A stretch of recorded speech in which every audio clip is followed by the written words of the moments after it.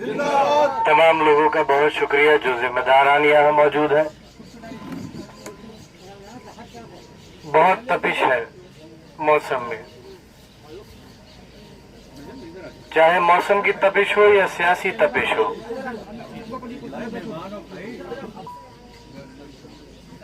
इस चुनाव के बाद ना तो किसी की सरकार बनेगी ना किसी की सरकार गिरेगी, लेकिन ये बात जरूर तय होगी कि आपकी कितनी मजबूत आवाजें इस प्रदेश की विधानसभा या इस देश की लोकसभा में है। क्या आपकी कोई ऐसी आवाज इस देश की जनता की सबसे बड़ी अदालत में मौजूद है या नहीं है? एक ऐसी आवाज जो आपके हक के लिए लड़े, अगर आपके साथ कोई नाइंसाफी हो तो उसके लिए लड़े, और मुझे ये कहते हुए न कोई हिचक है कि आसिम राजा साहब इंशाअल्लाह एक ऐसी मजबूत आवाज बनकर उभरेंगे जो हमारे लिए होने वाली या हमारे साथ हमारी आने वाली नस्लों के साथ उनकी जो भी जरूरियात है उनकी आवाज उठाने में इंशाअल्लाह अगर यहां से जीत कर पहुंचते हैं तो कोई कसर बाकी नहीं छोड़ेंगे। बहुत कुछ सोचना होगा इस चुनाव में। जो हालात मुल्क के हैं, जो हालात आपके सूबे के हैं, जिस तरीके का नफरत का माहौल, दहशत का माहौल बनाया जा रहा है,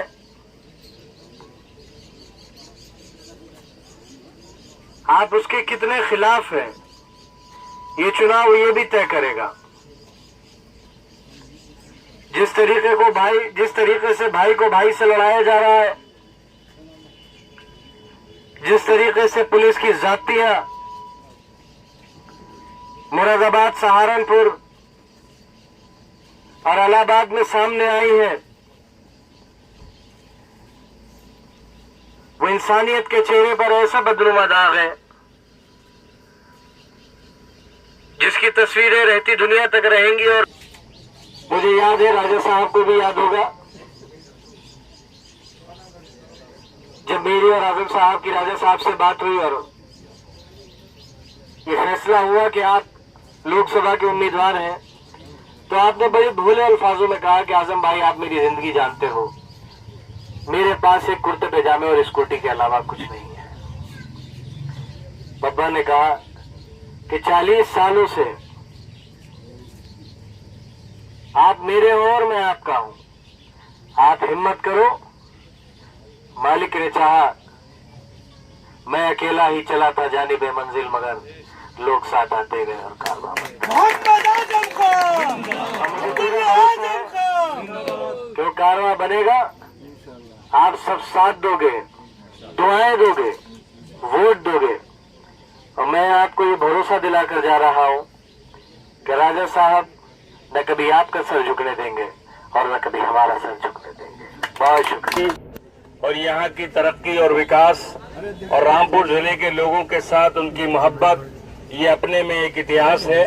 लोकसभा के इस इलेक्शन में उन्होंने अपने एक कार्यकर्ता को मुंतखब किया है, ये जिम्मेदारी देने का फैसला किया है। मैं एक बहुत छोटा सा कार्यकर्ता, आजम खान साहब का एक सिपाही, बहुत मामूली इंसान, आपकी तरह एक आम कार्यकर्ता, लेकिन जब मोहम्मद आजम खान साहब ने और पार्टी ने ये जिम्मेदारी दी है तो मैंने जिस तरह 40 साल उनके साथ गुजारे हैं, इसी तरह आइंदा भी इंशाअल्लाह अगर ऊपर वाले ने और आप सबके ताउन से ये मौका मिला तो आपके दरमियान रहकर आजम खान साहब के मिशन को आगे बढ़ाने के लिए, उनके जो रामपुर की तस्वीर और रामपुर का चेहरा बदलने की उनकी कोशिश है, और रामपुर जिले में विकास के काम जिस तरह उन्होंने कराए हैं और आगे कराने के लिए और आपकी आवाज को पार्लियामेंट तक पहुंचाने के लिए इंशाअल्लाह मैं आपके दरमियान रहूंगा। एक आम कार्यकर्ता की हैसियत से आज भी हूं और अगर ये मौका मिला तो मैं इंशाल्लाह कल भी रहूंगा। मेरे अंदर आप कोई तब्दीली नहीं पाएंगे। बहुत सादा जिंदगी है। आजम खान साहब ने ये जिम्मेदारी दी है, मैं उनका दिल की गहराइयों से शुक्रगुजार हूँ। मुल्क के हालात ऐसे हैं कि हम सबको धर्म के तफरीक के बिना, कोई जाति कोई धर्म का मसला नहीं, एकजुट होकर इलेक्शन लड़ाना है। 23 तारीख को वोट पड़ेंगे। हमें अगर इस देश में एक तब्दीली लाना है, एक अच्छा माहौल रखना है और देश को बचाना है, तो हमें आपस के इत्तेहाद के साथ, एकता के साथ अपने ज्यादा से ज्यादा वोट डलवाना है। बहुत कम वक्त है और यहाँ भी लंबी बात करने का मौका नहीं है। मैं आप सबसे यही गुजारिश करता हूँ कि एकजुट हो जाइए और आजम खान साहब की तहरीक को, उनके मिशन को, समाजवादी पार्टी के मिशन को आगे बढ़ाइए।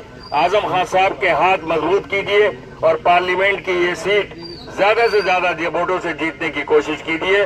बहुत बहुत